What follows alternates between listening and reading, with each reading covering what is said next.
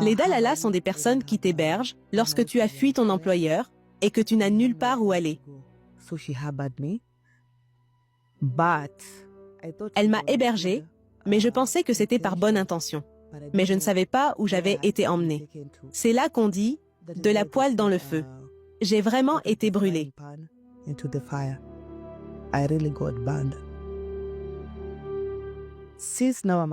Maintenant que j'étais une fugitive, je ne pouvais plus migrer. Je ne pouvais plus travailler comme femme de ménage. Elle devait donc me chercher d'autres emplois, ce qui voulait dire que je devais devenir prostituée alors que j'étais enceinte. J'étais enceinte et je faisais quelque chose que je n'aurais jamais imaginé faire.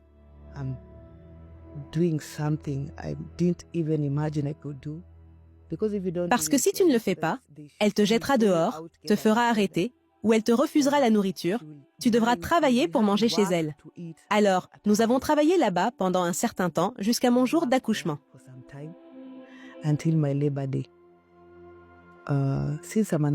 Étant une migrante illégale, je ne pouvais pas accéder à l'hôpital. J'ai été aidée par mon compatriote kenyan et j'ai accouché un beau petit garçon appelé Bilal, l'adulte.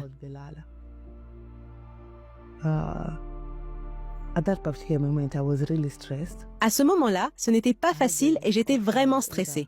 J'avais l'option soit de le tuer.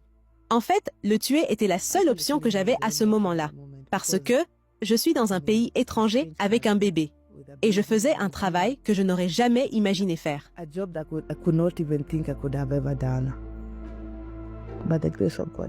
Par la grâce de Dieu, il m'est arrivé quelque chose.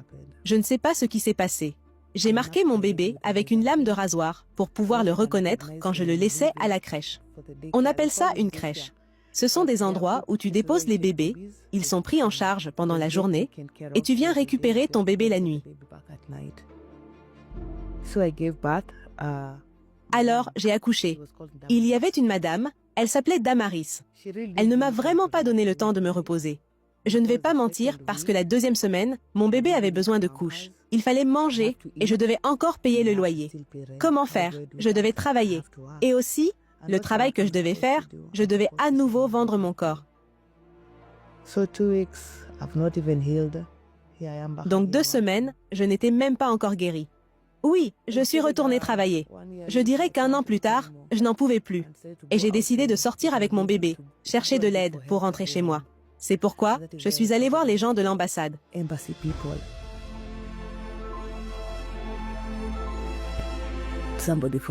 Quelqu'un de l'ambassade m'a vraiment gâchée. Ils m'ont dit d'aller chercher des papiers, d'aller chercher de l'argent. Ils allaient m'aider à obtenir des papiers pour que je rentre chez moi avec mon petit garçon. Chaque jour, c'était une nouvelle histoire. Chaque jour, on me prenait de l'argent.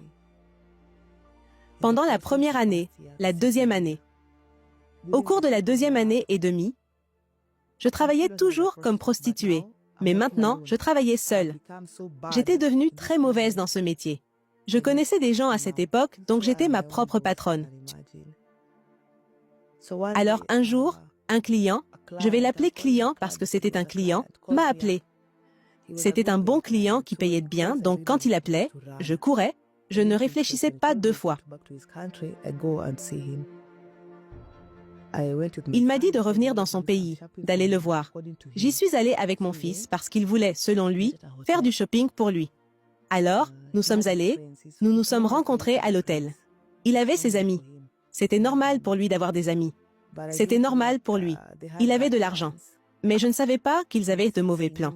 Et comme il me connaissait depuis un moment, il savait que j'étais une migrante illégale, que je ne pouvais pas aller les dénoncer nulle part. Alors, il disait que moi ou Bilal, et imaginez les gens, dire que tu vas rester ici avec ton fils. Ils se sont relayés pour me violer. Le client qui m'avait appelé a été le premier.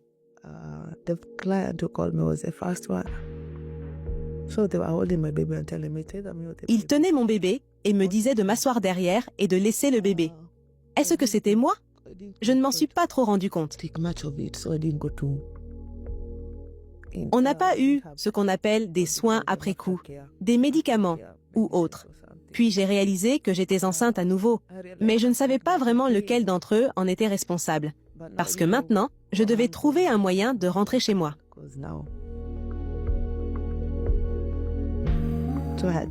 Alors, je suis allée voir Damaris, parce que c'était elle qui était connue en Arabie Saoudite à ce moment-là. Elle m'a dit d'aller chercher de l'argent. J'ai payé quelqu'un pour venir avec le bébé Bilal. Et j'ai laissé Bilal pour ne pas tomber enceinte, pour ne pas accoucher encore et avoir 2 bébés ici. Parce qu'avec le premier, ça avait été dur de venir avec lui.